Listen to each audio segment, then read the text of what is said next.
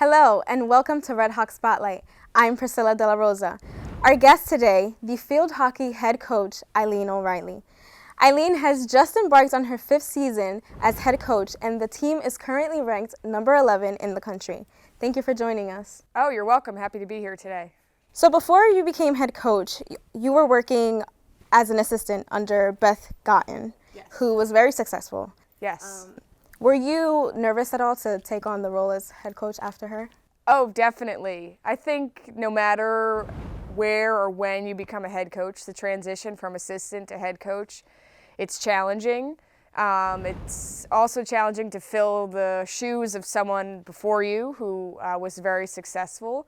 But I had a lot of good support from Beth and the other assistant coaches, and they're a big reason for our ongoing success. Now, Beth is on your staff now. How is that experience? It's great. It's definitely been a trial and error process, but we've learned things each of the past 5 years, improve each day. Overall, I'd say it's extremely positive. I wouldn't be truthful if I said it was perfect every day, but we work well together, we are close, and truly we have each other's best interests and the team's best interests, and that's what makes it work. Now, in 2014, you started the Red Hawks Leave a Legacy campaign, and you guys raised $10,000 for the locker rooms to be redone. What inspired you to make that campaign? I think our alumni really inspired me to make that campaign. Something that makes the field hockey program here at Montclair State so special is our alumni support and involvement. It's unlike anything I've ever seen, and I don't even think it exists at other colleges and field hockey programs. The number of alumni that come back to games, that text me good luck, they've graduated years ago, that coach in high school, coach club teams, it's awesome. So I knew they were a group that we could lean on to say, hey, this is something that's going to make our team even more successful. Could you support us with this and, help upgrade our facilities so that, our team has the best resources possible? So since you've been head coach, you led the Red Hawks to 3 straight NCAA tournaments.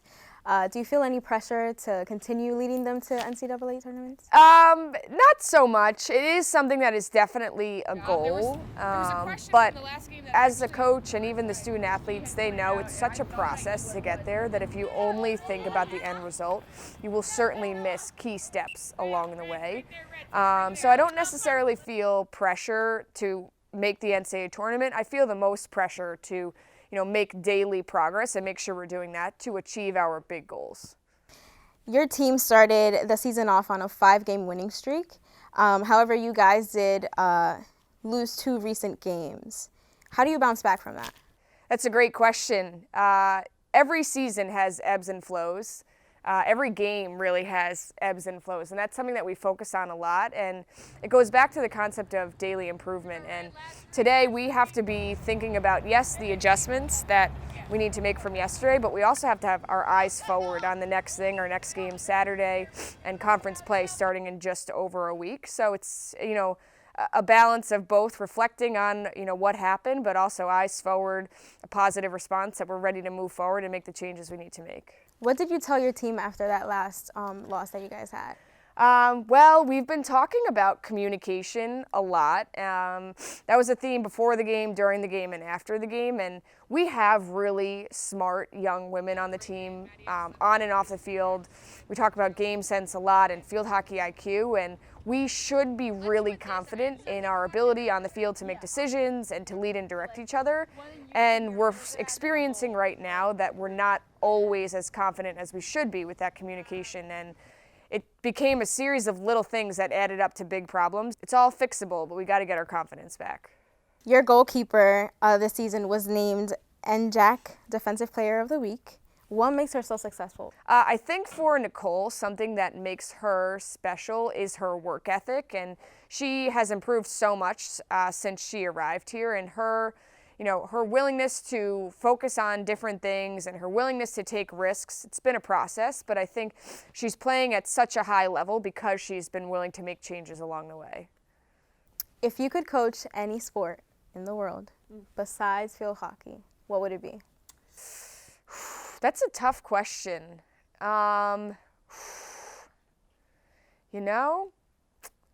I don't know. No one's ever asked me. I think it would be interesting to be involved in and feel the experience that some more high-profile sports gain. It's hard to, be specific with the sport, but football and basketball are the premier sports in college athletics. So I think to be on a bigger stage, it would be interesting, knowing the day-to-day pressures and ebbs and flows of a less high-profile sport like field hockey. I think it would be interesting to be maybe in a role like that. Now, I did have you as a professor for volleyball. Yes. Do you think you may be interested in coaching volleyball? Because you were really good at it. No. No? I think something that, the average person doesn't realize about coaching is the nuances, the X's and O's that go into it, and it takes a long time. I'm still a young coach and I'm still learning, but I'm certainly not equipped to really be a high-level volleyball coach. What is something that you learned as a head coach now that you wish you learned sooner? Definitely, and I spoke a little bit about this before when you were talking about making the NCAA tournament and pressure to get to that point. Everything is a process. Every season begins as, this year we have, I think, 23 women on the team, 23 puzzle pieces on the table. Yeah, the coaches, we have 5 coaches, so that's 28. And how does everybody fit together? And you can't just slide all the pieces together and make it look perfect. It takes time and analysis and working with the different pieces to make it work. And as a brand new coach, you want everything to be perfect on day one, and that's not possible. It's not probably possible at any point during the season, but it's about that analysis and figuring out how can we shift this, what happens if I put this here, and then how does it look? It's all about that, really. Okay, so you did speak a little bit about not everything's going to be perfect once you start. What advice besides that would you give to someone who's looking to become a coach for any other team? The biggest advice, it's hard to pick one thing, but I think that's something that I try to remind myself of on a daily basis. Coaching, and especially college athletics, and this could be applied to all sports, it's not about you. It is about the women or the men or whoever, the men and women on the team. In our case, it's just women. It's about them and their interactions. And I think a lot of times coaches feel like their decisions and everything they do on a daily basis, they get so focused on themselves. It's not like an ego thing, but you lose sight of the greater vision. And ultimately, I'm not out there playing. I'm not out there making the decisions. It's the women on the team that have to be able to do things on their own and have to be able to do things together without me. So you have to see your role as a guide, and you can put out information and you can try different things and you can try to dictate how certain things are going to happen, but ultimately you're not the one out there, and it's more about the people on the team. Do you ever get nervous knowing that your team is going to go out there and you can't help them by playing?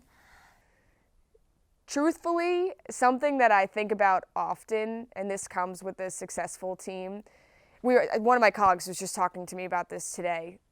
Teams that we play, thinking about FDU, I wish you could have seen their faces when they beat us. It was their Super Bowl.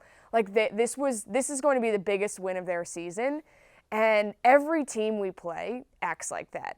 So it's hard when your average Wednesday regular season non-conference game is just a game, then the other team, it's their Super Bowl.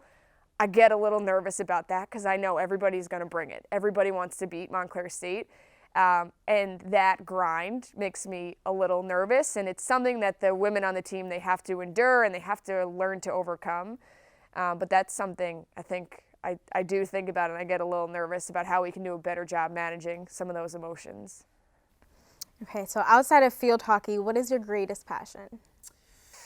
My greatest passion outside of field hockey, the girls on my team, they'll laugh when they see this. I'm a fitness enthusiast. I like to run. I think I've had an uptick in my running passion and focus. Last year I ran the New York Marathon for the first time, which was cool. For some reason, I agreed to do it again this year, so I'm in the heart of getting ready for that. But I think it's a good balance in field hockey season because the New York Marathon's in November. So you have to take time away from the film and the office to just be out there and be in your head and think about different things and literally air it out. So that's a passion I have and how it relates back.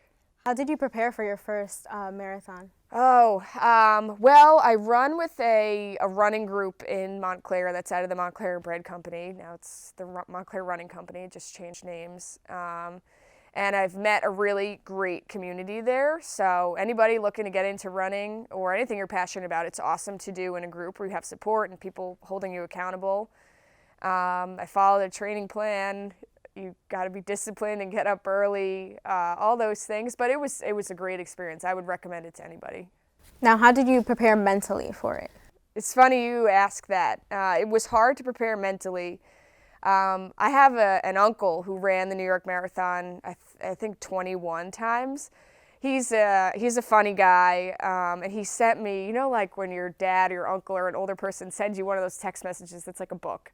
He had all this advice, and some of it was good and some of it was hilarious, but like his whole message basically was like, don't take yourself too seriously. You're out here to enjoy the experience.